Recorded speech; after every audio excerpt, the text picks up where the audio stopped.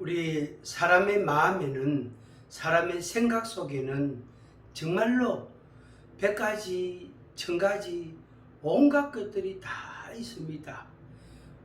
유아기 때에 생각하는 게 다르고, 또 초등학교 다닐 때 생각이 다르고, 중고등학교 때 생각이 다르고, 또 20대, 30대 청년기에 생각하는 것이 또 다릅니다.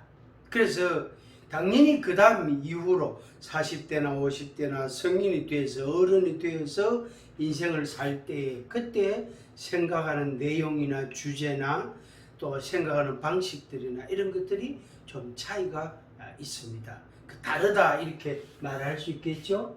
그래서 우리의 생각이나 마음이, 이것이 우리의 삶의 의지가 됩니다. 의지. 그렇게 해서 뭐가 되죠? 인격도 되고, 그 사람의 인격도 되고, 그 사람의 생활도 됩니다. 요 두 가지. 인격도 되고 생활도 되고, 생활을 보면 그 사람의 인격을 알 수가 있어요. 그 사람의 인격을 보면 어떻게 살아갈까 하는 삶의 모양이 대충 그려지기 합니다. 그러니까 인격과 생활이라는 것은, 이것은 분리될 수가 없습니다. 또 분리되지도 않습니다. 그런데 이 성장하는 과정을 통해서 온갖 것들을 다 생각한단 말이에요. 그리고 그 전체가 모여져 가지고 그 다양하고 수많은 생각들, 나이에 따라서 달라지고 있는 그 생각들이 전체가 다 모아져서 그 사람의 인격이 되는 거예요. 인격이 된다. 그래서 20살, 30살 이렇게 성인이 된 모습을 보면 그 사람의 인격을 알 수가 있고, 그 사람이 어디서 배웠고 누구한테 배웠고 어떤 환경에서 자랐는가 하는 것을 충분히 짐작할 수가 있습니다. 우리가 판단하게 됩니다. 당연히 그 인격에서 나타나는 생활이라는 게 있단 말이에요. 이걸 우리가 부정할 수가 없습니다. 생활은 뭐지요? 열매단 말이에요. 열매. 사실은 인격도 열매예요. 어디에서부터? 많은 생각과 마음과 의지를 통해서, 그것도 적어도 20년 이상 혹은 25년 오랜 시간을 거치면서 인격이 만들어지잖아요. 그래서 인격도 열매고 생활은 당연히 열매입니다. 그래서 인격이라는 것이 생활이라는 열매로 나타납니다. 이걸 우리가 부인할 수가 없고 부정할 수가 없습니다. 자기에게서 어떤 생활이 나타나는 걸 부정할 수가 없단 말이에요. 어떤 아주 유명한 책이 한 권을 오늘 소개해 드리려고 하는데, 제가 이 책을 오래전에 샀습니다. 사서 읽고 또 읽고, 그리고 여러 권 꽤 많이 사서 많은 분들에게 선물도 드리기도 하고 그렇게 했습니다. 그 책 제목이 뭐냐면은 내 마음 그리스도의 집. 내 마음 그리스도의 집. 내 마음이 예수 그리스도의 집이다 이 말이에요. 그래서 예수 그리스도께서 내 마음에 계신다 이런 말입니다. 그러면 이제 요거를 제목만 놓고 보면은 반대적인 의미도 우리가 생각할 수 있겠죠. 내 마음에 그리스도의 집이 안 되면 내 마음에 마귀 사탄의 집이 될 수가 있습니다. 그래서 사탄이 내 마음에 계시는 사람이 있단 말이에요. 사탄이 내 생각 속에 있단 말이에요. 사탄이 내 인격을 지배한단 말이에요. 사탄이 내 생활의 열매를 만든단 말이에요. 아이고 끔찍한 일이에요. 너무너무 끔찍한 일. 그래서 우리가 뉴스를 듣거나 세상에 일어나는 사건 사고들을 보면은 충격적이고 끔찍하고 놀랍고 정말로 놀라운 그런 일들이 얼마나 많이 발생하고 있습니까? 그 속에는 악한 마귀의, 이 악하고 사악한 이 사탄 마귀의 그런 능력과 통치와 지배가 그 속에 아주 고스란히 들어있는 겁니다. 이걸 부정할 수가 없어요.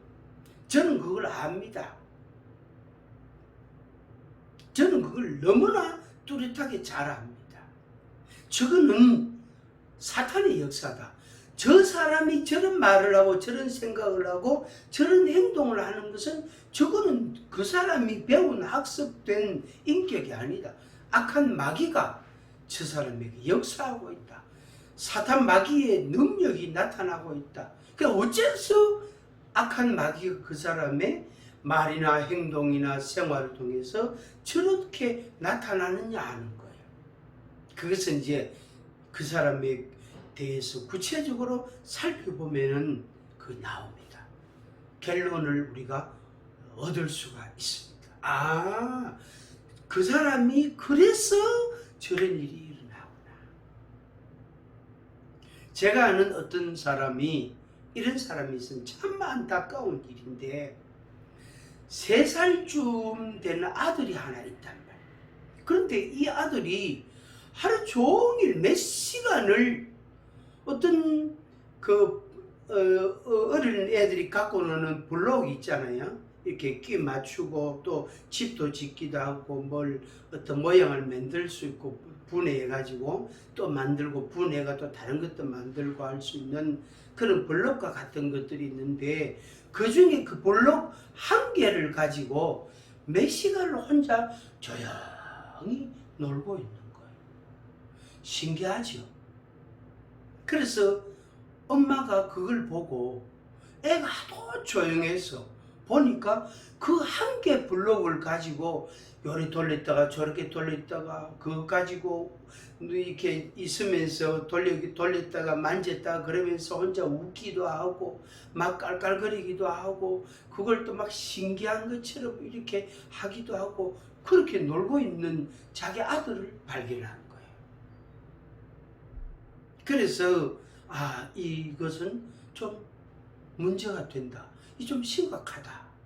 그래서 종합병원, 대학병원을 찾아가서 소아정신과를 찾아갔어요. 가서 의사에게 이런 모습을 보입니다 하고 설명을 이야기를 한 거예요. 의사가 금방 판단할 수 있죠. 그래서 거기 프로그램이나 어떤 그림이나 어떤 종이를 꺼내서 실제로 그 아이가 하는 것을 검사를 합니다. 결론이 뭐냐면은 이 아이는 이런 정세를 보이고 있고 이 아이의 이런 상태는 이런 것입니다 하고 그 보호자한테, 그 엄마 되는 사람한테 설명을 딱.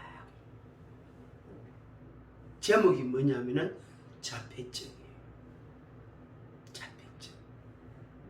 그 엄마가 그 아들 하나거든요. 하나밖에 안 낳았거든요. 얼마나 그 마음에 충격이 들까요? 온 몸에 기운이 쫙 빠지더라고요. 의사로부터 그 진단, 대학병원 전문 의사로부터 그 진단을 받고 나니 온몸에 기운이 빠지고 눈물이 그냥 하염없이 흐르더라는 것입니다. 그래서 의사가 처방도 하고 이렇게 하세요 하고 그리고 병원에 이렇게 와서 진료를 받고 또 이렇게 이런 것도 좀 해보고 저런 것도 해보고 그렇게 이제 처방을 쭉 내려주는 거예요. 약만 갖고 하는 게 아니고 여러 가지를 이제 하기를 권하는 거예요. 그래서 많은 비용을 지불하고 그걸 하기로 약속을 했다. 그 아이를 데리고 집에 왔는데 그럼 아이 그냥 혼자 놀게 놔두고 자기는 침대에 누워가지고 하염없이 눈물을 흘린다는 거. 그래서 이 엄마하고 외조모, 외할머니하고, 그게 모녀죠. 외할머니하고 이 아이의 엄마하고 이 두 사람이, 두 어른이 저를 찾아오는 거예요. 저를 찾아와. 목사님, 이만저만 합니다. 하면서 이야기를 할까. 아이가 이렇고 이걸 어떻게 해야 되겠습니까? 기도를 어떻게 하고 또 어떻게 성경을 아이에게 이야기해주고 어떻게 생활해야 되겠습니까? 이미 진단은 나왔잖아요. 의사로부터, 전문가로부터 진단은 나왔으니까 이걸 변경이 안 된단 말이에요.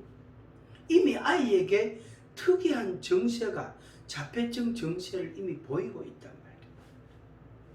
그래서 위로를 하고 격려를 하고 같이 안타까워하고 마음을 나누고 눈물을 흘리고 그렇게 했습니다. 그런데 그 엄마 되는 사람, 아이의 엄마 되는 사람, 젊은 사람에게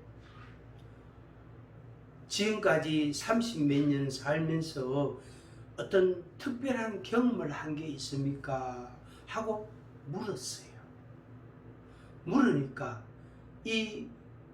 그러니까 모녀가, 이 어른 두 사람이 눈물을 뚝뚝 흘리는 거예요.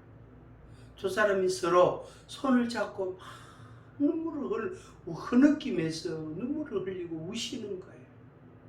그냥 이 엄마, 이 젊은 사람은 30대, 30몇 살 된 이 사람은 막 온몸을 바라를 떨면서 막 우는 거예요.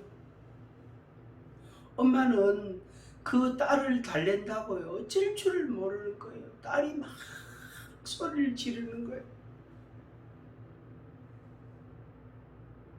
막 소리를 지르고요. 막 그냥 말 그대로 난리를 치는 거예요. 이 주먹으로 30몇 살 된 젊은 사람이니까 얼마나 힘이 세겠어. 이 주먹으로 바닥을요, 상담실 바닥을 막 내리치는 거예요. 바닥에 퍼지고 앉아가. 그래서 두꺼운 담요를 그게 이제 받쳤단 말이에요. 그래도 막 주먹을 쥐고 그 바닥을 내리치는 거예요. 그러면서 통곡을 하는 거예요. 그 요지가 이겁니다. 두 가지예요. 하나는 고등학교까지, 이 딸이 고등학교 다닐 때까지 몇 살 때부터 몇 살 때까지 자기 친아버지로부터 성폭행을 당했는 거예요. 엄마가 그걸 알고 있는 거예요. 목격을 한 거예요. 말려지지 않는 거예요. 딸에게 도망을 가라 그래도 못 가는 거예요. 남편을 아무리 못하게 해도 안 되는 거예요.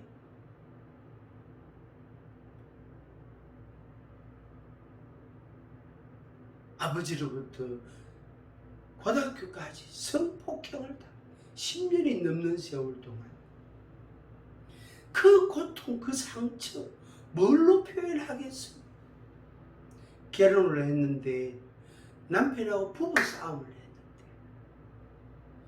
화장품을 진열해 놓는 그 거울이 있잖아요.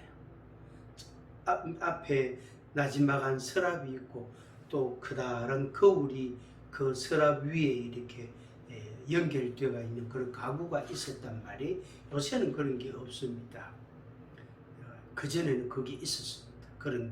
그런 가구가 있었다. 그 거울이, 둥근 거울이 있고 밑에는 서랍이 화장품을 놓을 수 있는 그런 자리가 있고, 그 다음에 서랍이, 작은 서랍들이 한 서너 개 이렇게 있고, 그런 가구가 있단 말이에요. 그 유리가 거실에 박살이 나고, 어떻게 남편 되는 사람이, 그 애 아버지 되는 사람이 주먹으로, 맨주먹으로 말이야, 장갑 낀 것도 아니고 맨주먹으로 그 유리를 깼으니까 손에는 피투성이 되고, 그 거울은 깨질 때 뭡니까, 이 고드름처럼 그 유리가 깨지면서 창처럼 얼마나 날카롭습니까? 얼마나 그 날카롭고 무섭습니까? 그것이 그 시대에 그냥 가득하고 피 묻은 거울 그 조각들이 그 시대에 그냥 흩어져 있고, 남편은 그 주먹으로 피를 흘리면서 그 주먹으로 벽을 내리치고, 그래서 벽에 피투성이가 돼요. 이 아이를 임신했을 때 출산하는 그 달에 그 사건을, 그 경험을 했단 말이에요. 그러니까 이 임신부가, 이 엄마 되는 사람이 만삭의 몸에서 얼마나 큰 고통을 당하고 충격을 받고 그 공포심이 얼마나 컸을까요? 그런데 3년이 지난 뒤에 아이를 낳고 한 달이 지난 뒤에, 그러니까 이렇게 조금 조산이 됐죠. 한 달 정도 먼저 일찍 태어났죠. 그 충격으로 몸에 이상이 와 바로 그냥 유산된 것처럼 아이를 낳았단 말이에요. 아이가 태어났는데 3년이 됐을 때 그 아이에게는 그런 자폐증이라는 정세가 나타난 거. 그러니까 그 뱃속에 있는, 엄마 몸속에 잉태되어 있는 그 아이에게 얼마나 큰 충격이 갔겠어요. 그래서 그 아이의 뇌에 심각한 충격이 주어진 거죠. 그래서 자폐증이 됐습니다. 나중에 서울로 이사를 갔지만 아마 그 아이가 거기에서 헤어나지 못했습니다. 그래서 이 모녀를, 특히 이 젊은 사람, 애기 엄마를 제가 정기적으로 여러 번 만났어요. 상담을 해줬어요. 그래서 여러 번 만나서 말씀으로 위로하고 하나님의 은혜를 이야기해 주고, 그래서 많이 회복이 되고 힘을 많이 얻었어요. 그리고 어느 날 이사 갔다는 이야기를 나중에 들었어요. 간다 소리는 안 하고 갔기 때문에. 그래서 그래, 잘 갔다. 그 남편하고는 헤어지고 그 아이 데리고 엄마하고 서울로 이사를 간 거예요. 제가 이렇게 말씀드리는 것은 내 마음이 그리스도의 집이 안 될 때에 그런 아주 극단적인 모습이지만, 사람이지만 그런 게 나타날 수가 있다. 왜? 사탄 마귀가 생각과 마음과 의지와 인격과 생활을 지배하고 있기 때문에 그런 것입니다. 그래서 내 마음이 그리스도의 집이 안 되고 내 마음이 사탄의 집이 되어버린 거죠. 정신분열증이나 자폐증이나 창란증이나 심각한 우울증이나 조울증이나 그런 종류의 사람, 그런 좀 심각한 정서적인 문제, 정신적인 문제, 신체의 어떤 특이한 현상들, 그런 것들이 다 그 결과로 나타난 거예요. 내 마음 그리스도의 집이 아니라 내 마음 사탄의 집이 되었을 때에 그런 게 나타나는 것입니다. 이 책을 쓴 분은 로버트 멍어라는 분입니다. IVP에서 출판을 했는데 2007년도에 발행을 한 책입니다. 그래서 중요한 내용들을 여러분들에게 소개를 하는데, 그래서 내용이 좀 많기 때문에 한 2가지 정도만 간략하게 여러분들에게 소개를 합니다. 제일 먼저 제 노트에 적혀 있는 게 뭐냐면 이렇게 적혀 있습니다. 그리스도께서는 자신을 영접하는 인간의 마음을 거처로 삼으신다. 예수 그리스도께서는 예수님을 영접하는 사람, 인간의 마음을 예수님이 계시는 거처로, 집으로 삼으신다. 이런 말씀. 맞습니다. 믿는 자의 몸은 살아계신 하나님의 성전이 되었고 인간의 마음은 예수 그리스도의 거처가 되었다. 맞습니다. 맞습니다. 물론 그분은 아주 기꺼이 찾아오셨고 내 작은 마음을 거처로 삼으신 것을 기뻐하셨다. 예수님께서 내 마음을 거처로 삼으신 것을 매우 기뻐하신다. 이런 말입니다. 그 다음에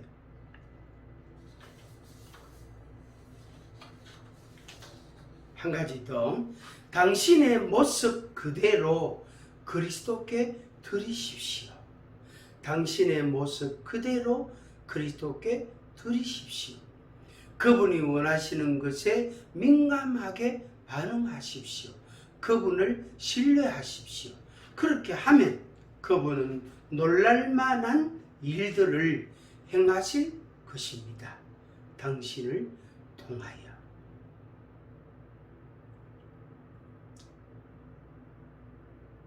그래서 여러분들의 모습 그대로, 몸이 아프면 아픈 모습 그대로, 생각이 복잡하면 생각이 많으면 많은 대로 그대로, 또 신체에 장애가 있으면 장애가 있는 모습 그대로, 또 자꾸 분노가 일어나고 짜증이 나면 그 모습 그대로,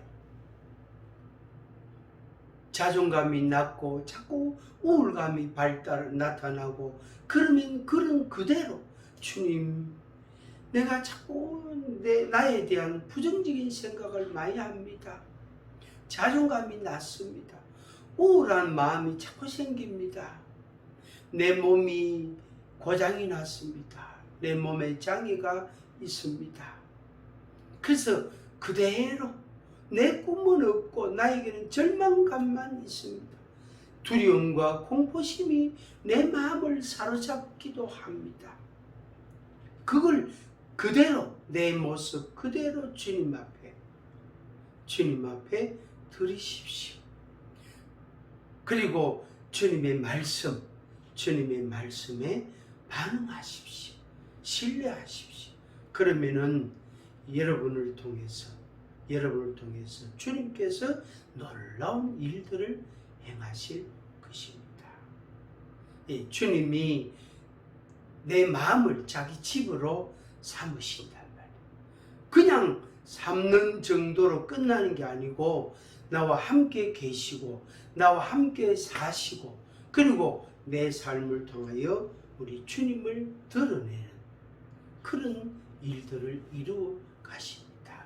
바라기는 여러분들이 예수님을 마음에 영접하고 받아들일 때, 인정할 때에 여러분 마음은 예수 그리스도의 집이 되고 거처가 된다는 말씀입니다.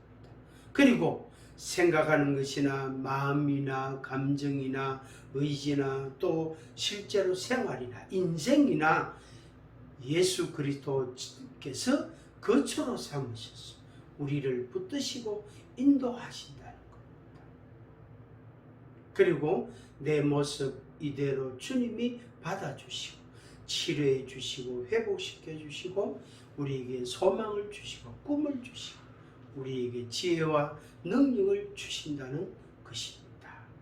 그 예수님을 여러분 마음에 받아들이셔서 그래서 여러분 마음이 예수 그리스도의 집이 되면 좋겠습니다. 그 거실도 예수님의 집, 주방도 예수님의 집, 화장실도 예수님의 집, 큰 방도 작은 방도 창고도 예수님의 집. 이걸 또 적용하면 자동차 안에 운전할 때 그때도 예수님의 집, 내가 여행 중에 있을 때에도 예수님의 집, 또 어디 여행 중에 호텔에 가서 숙박시설에 가서 있을 때 그때도 예수님의 집. 그러니까 내가 있는 모든 곳에는 예수님의 집이 되어지는 겁니다. 내 마음 그리스도의 집. 로버트 멍어라는 분이 쓴 이 책과 같이 여러분들의 마음과 여러분들의 생활이 정말로 예수님의 집으로서 그렇게 예수님의 거처로서 아름다운 행복한 사랑의 교제가 있는 그런 집이 되기를 간절히 바라고 또 여러분들에게 이 마음을 표현합니다. 축복합니다.